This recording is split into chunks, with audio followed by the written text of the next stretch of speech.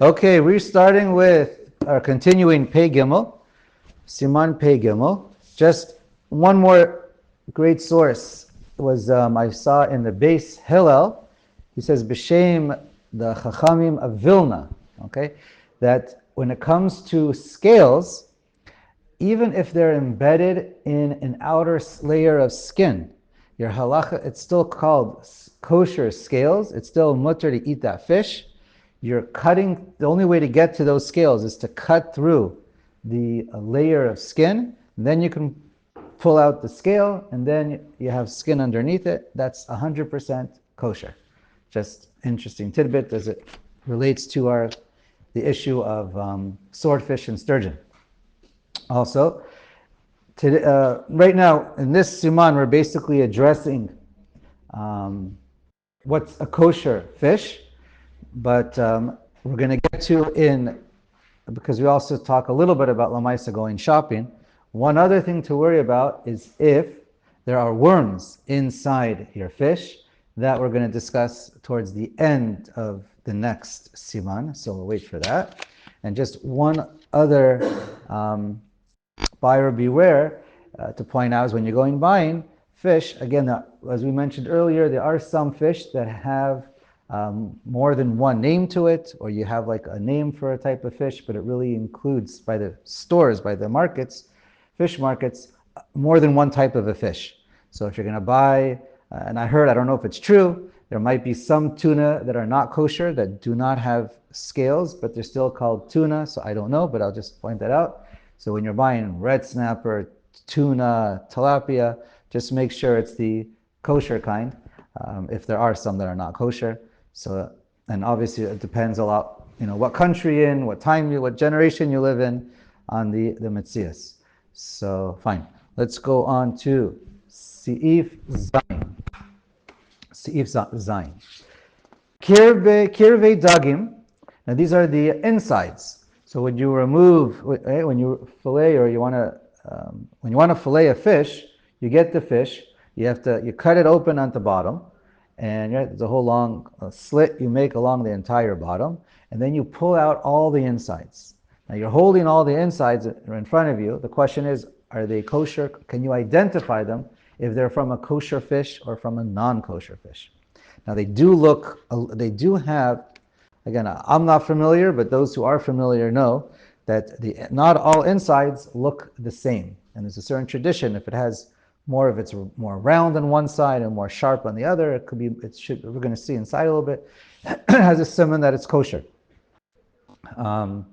Anyways, you can look at it and you can get an idea which fish it comes from. So it's a quasi siman. It's not something that you can rely on by itself, but because of that, let's read the halacha, right? And it's not min Torah. It's just something that somewhere along Chazal it was pointed out that there is a siman, but it's not mufak. It's not okay. Einam nichim ella me'amumche. You want to go to the fish market and just buy the insides, the innards. So then what do? You have to buy it from someone who knows what's kosher and not kosher, and he's a muchzak b'kashrus. He's a Yoreh Shamayim. He's not going to mislead you. He knows what's kosher, and he's honest, and you can trust him for kashrus. Then that's fine. Ella im omer lo ha-Yisraeli, or if a random Yisraeli that you don't really know necessarily, he's muchzak b'kashrus. The Ramah, apparently it's a machlokas Shulchan Aruch Ramah, but the Ramah adds or goy, even a complete non-Jew, right? Or a Jew that you're kosher, she's going to sell you treif. Even someone like that who eats non-kosher, that the Ramah would be meko. Hamochrim, and when they sell them to you, they say, the merchants, they tell you, ani melachtim ve'otzeitim midag tohar. It gives you a little bit of a story. He tells you, oh, I know this fish. I salted it. I'm the one who took it out, and it came from that fish, which is he points to the fish, and he knows fine. So then you're allowed to purchase it from him as well, because you have him telling you a little bit of the story in conjunction with that you do have a siman. you recognize that this looks like a kosher kirvei dagim. Okay, you may not be 100% sure, but it's whatever you were trained in. This is a kosher innards. So then you can rely on it. You put the two together. Im amar lo taharim heim, eno ne'aman. But if it just tells you, oh, it's kosher, trust me, it's kosher. That's not good enough. As far as you're concerned, it's treif, you're not allowed to eat it. Ella, im ken haya adam shehuchzak b'kashrus. Again, unless you know that this person is the mumcha, is muchzak b'kashrus, and then that's 100% fine. And we're talking about when you're buying the innards, they're whole. They haven't been like ground up or taken in pieces. Because once you dismember it, whatever, you dissect it, there's no longer going to be a siman if it's kosher or not. You need that it's shalim, complete, so it has the general siman of what it's supposed to look like, plus them telling you the story. Or a Kashrus agency who's supervising. Okay, let's get to chet. Beitzei dagim. Now, what about fish eggs? Called, I believe, roe, if that's how you pronounce it. Fish roe, or caviar, right? So, beitzei dagim. Im hayu shnei rashim kadim. So they're a little bit sharp, or comes to a little bit of a point. Perush agulim ve'avim ke kadim. No, I got it the opposite. Oh, chadim. So kadim, like they're actually flat and round and fat, like a pitcher. Oh, chadim, or they're sharp, comes to a little bit of a point at the other end. I'm not 100% sure what it looks like. Tameim, then they're tamei. Okay? If both ends look the same, they're tamei. Huadim b'kirvayim nami dina hachi, and that's the same siman from the previous siman we just spoke about. So echad chad ve'echad chad, if one side is flat and round and the other side is pointy, then shoel Yisraeli mocher. So then it's the same thing, same halacha we just learned. Then you ask the guy who's selling it to you. Imamar lei. Right. So this is a siman. This is a siman. Again, it's not minatara. It's not 100%. You can't rely on this 100% by itself just by looking at it. But then he continues. So Imamar lei ani malachtim v'otzeitim midag tahor. He tells you the story. This is where I'm the one who took them out. I salted them. This is where I got it from. Right. Generally, they would salt them before they would sell them. So that's the case. Ochel al piv. You're allowed to trust him and eat it. V'im amar le tahorim him. But if he says, oh, trust me, they're kosher, Eino ne'aman, you cannot trust them. Im ken haya adam shehuchlak b'kashrus. So once again, we're talking about this Jew that you can trust in kashrus. V'achshav, nowadays, pshat minag liknot beitzei dagim bistam, bein shleimim, bein nimochim, ve'afilu minagoy. Nowadays, you're allowed to go to the fish market and just go buy eggs without any supervision. Let's keep reading. And it doesn't matter if they're whole eggs or they're a little bit damaged or squashed. Ve'afilu min hagoy, even anyone, any fish market. Ubilvad, this is the ubilvad, the condition. Shehiyu adumim, they must be red. That's a kosher symbol. Fish eggs that are red, you know that they're kosher. Kosher fish, when they lay their eggs, they can be black, they can be red. That's right. But a tamei fish is only going to give black eggs. If you know it's red, it's always kosher. Let's keep reading. Wait, we're not finished yet. If it's black, you're not allowed to eat them unless you know for sure it's kosher. Black ones with no supervision, you don't know where it came from, so then you can't eat it. So the Beis Yosef, the Shach brings the Beis Yosef, and he points out, however, it depends. Sometimes you could find red eggs from a treif fish, but once it's salted, it always reverts back and it becomes black again. So the only real siman is if it's red eggs and it was salted.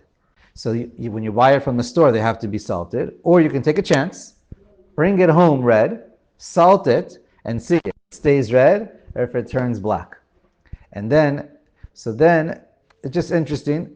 the Shulchan Aruch Kaf HaChaim and some don't mention this about being salted or not salted. It's in the Shach and Beis Yosef itself.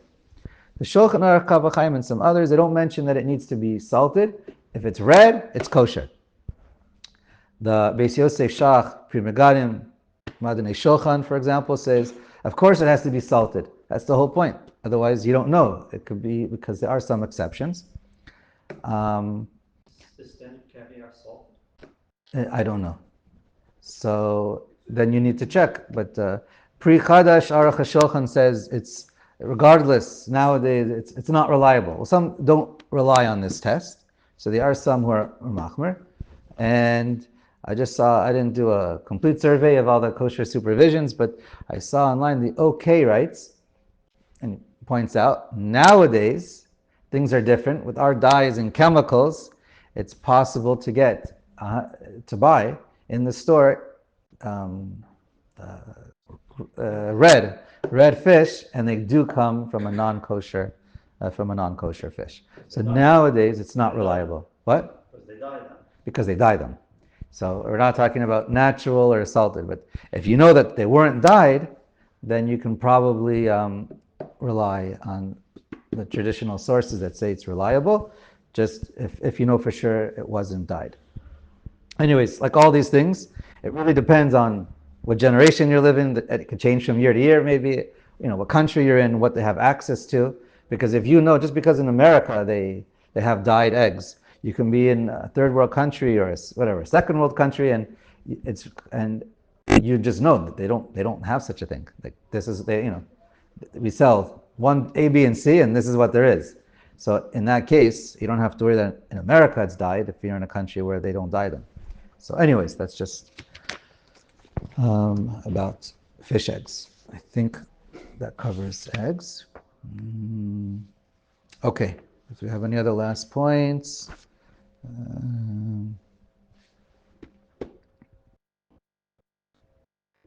Yeah. Fine. Just about the color of the skin. So some want to, if it's orange or whatever, reddish orange, and it looks like salmon, can you rely on it? Rely that it's kosher? So where did I see? I saw it written by the OU. Again, I'm not sure, so do your homework. But I saw it written b'shem the OU that you could rely on it because generally salmon is the only fish that's going to look the way it looks. It's only going to have the orange-red color.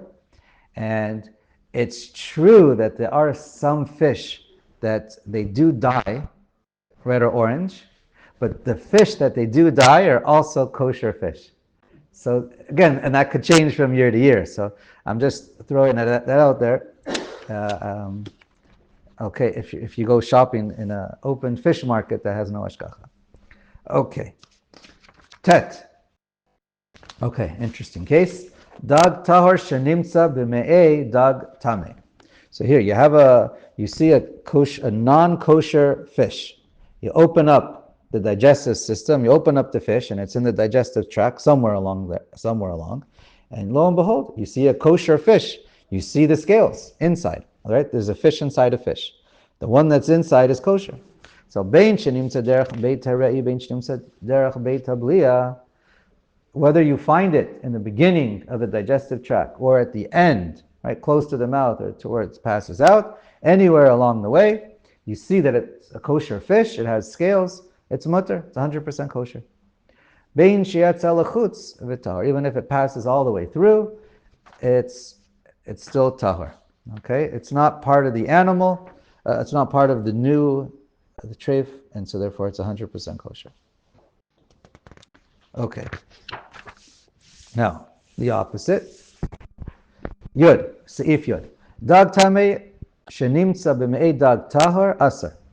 What happens if you cut open a kosher fish, and lo and behold, inside you find a dag tameh, or presumably any fish that doesn't have scales on it, because you're not sure what it is, unless you know what it is.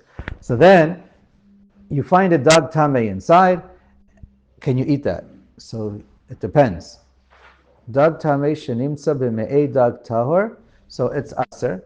So that's only if it's a dag shalim. So the poskim point out, if it's a dag shalim, if it's complete, then we say it still holds its complete status. It's dag tame inside. The dag tame is treif, so you can't eat it. That's aser. However, if it gets digested, if it gets chewed up, or it passes out, either one, it gets chewed up or it passes out, even though you know for sure it's a dag tame, the poskim say it's 100% kosher. Except for, some point out, it's aser mishum bal teshaktu.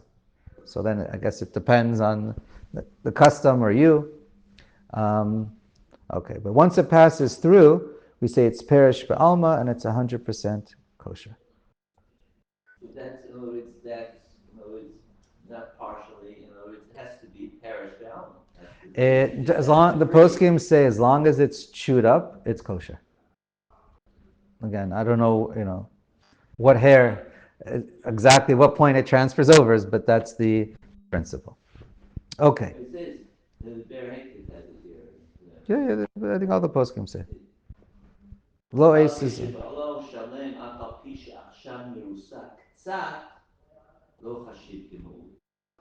Okay. So if it's still whole and it looks like the digestive enzyme started to get to it, that's not good enough.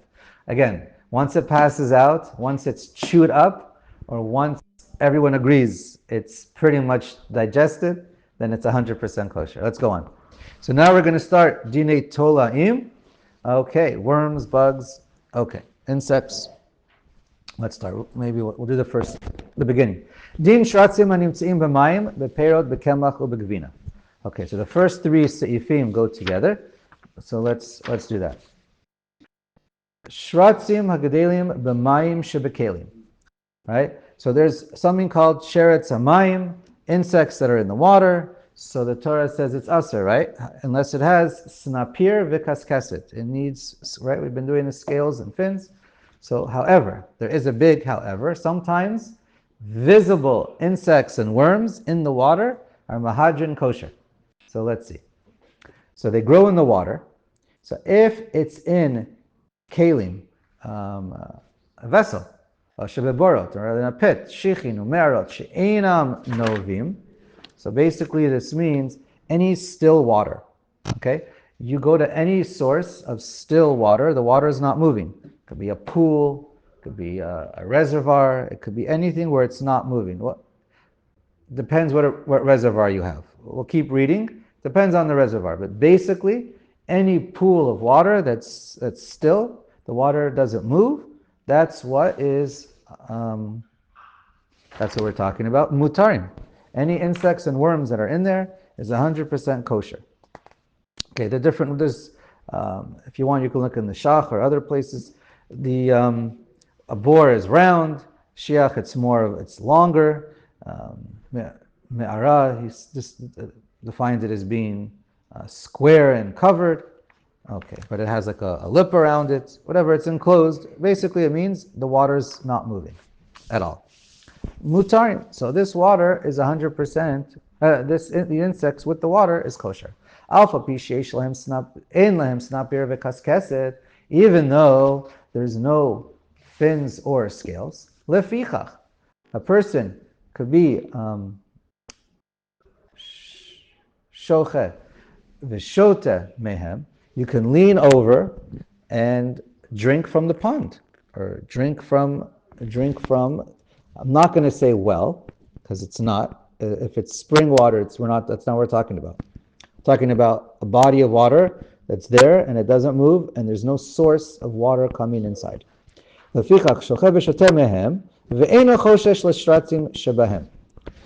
go ahead, you lean over, you can't drink it, we're going to see, you can't take a cup and drink from the cup. You have to, right, we're going to see that. You can't, you have to just drink straight from the source.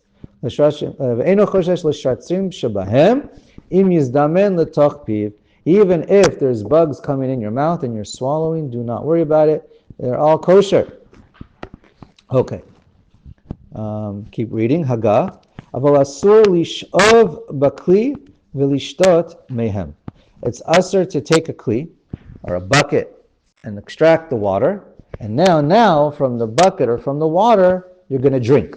So the way the Shach and most explain, as long as it's you're taking it from one body of water, from its source to a new source, to a new place, then that's when it becomes aser. When the Sheret Samayim leaves its original habitat, and now it goes to another. We're going to see a kli to a kli next. But right now we're talking about it could be a pool, it could be a wading pool, a pit, whatever, a swimming pool, a water, and it goes from there to somewhere else. A swimming pool actually will be probably defined in C. We'll see. Probably that applies to bet because you have a filter of water getting plumbed in. So it's probably not a swimming pool that we know of, unless it's an above ground pool, whatever. It depends if you have a filter. Fine. So let's keep going. We're talking about still water right now. So fine. Right? So it's probably not a swimming pool in this category. V'im pirshu mi makom rebitan. But as soon as you go and you take the Sheret Samayim out of the place where it originated from and where it grew, or it goes even on top of the outside of the rim or on the outside of the walls, even though it jumps back inside, once it leaves, asurim, it's 100% asur. And this is all from basically Alech Moshe Misinai and Gzeres Akasu from the Gemara. Okay. Umistama, right? If you look in the Taz, one source, but we don't get bogged down into drashas here.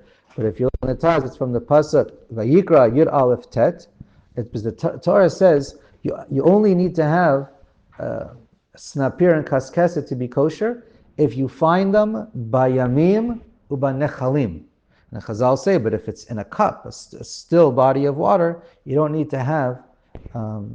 Everything is kosher. It doesn't need to have any kind of snapir v'kaskeset. The only isser is in Sheret Samayim bayamim ubanechalim, or similar to bayamim ubanechalim.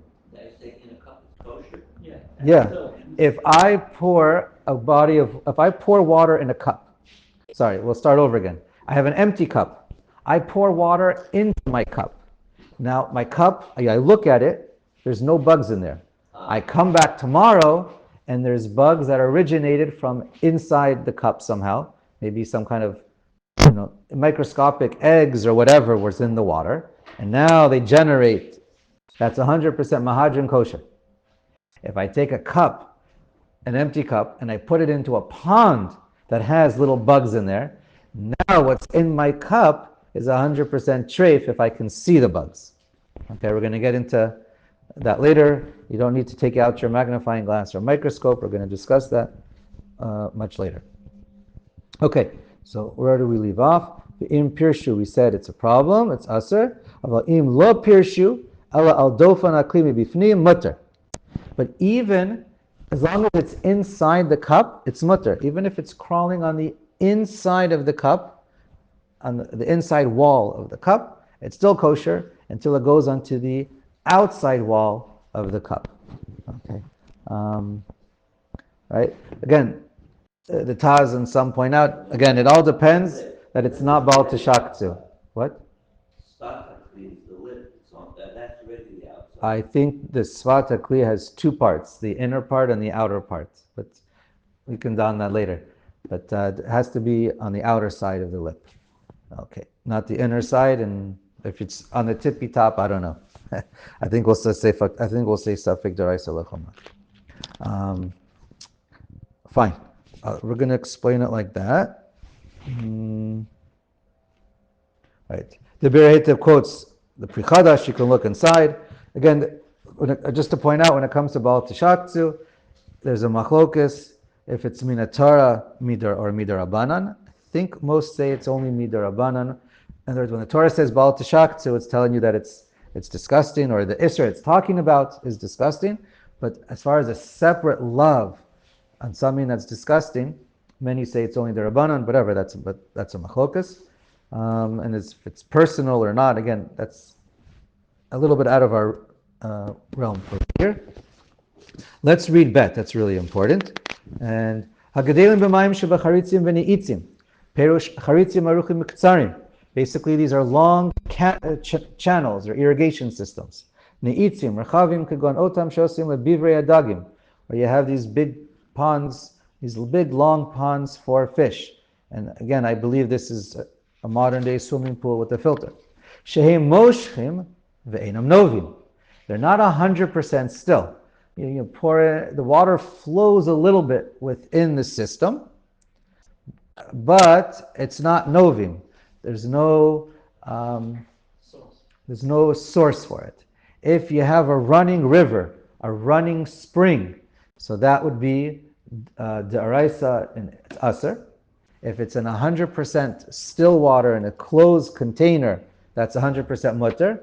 This middle ground of bet is there's no proper source of flowing water. I believe that includes even from rain. But there's no source of rainwater, there's no flowing river, there's no spring from under the ground, there's no well. So in those cases, that's what bet's talking about. And it's a machlokas. Yesh osrim v'yesh matirin. It's a machlokas rishonim. And so the Shulchan Aruch usually we paskin like stam, but happens to be the Kaf HaChaim says generally the Sfardim are on the Machmer side for this case. So the Ashkenazi poskim are pretty much all Machmer. So in general, in these cases, again, if you have tzirufim and whatever situations it's for a particular shaila, okay, it's important to know it's a machlokas, but in general, the halacha is in all circles that it's aser. So it has to be a completely boarded off stationary body of water, and that's the only case. We'll save Gimel for tomorrow, but I think that ends it for today. Sure.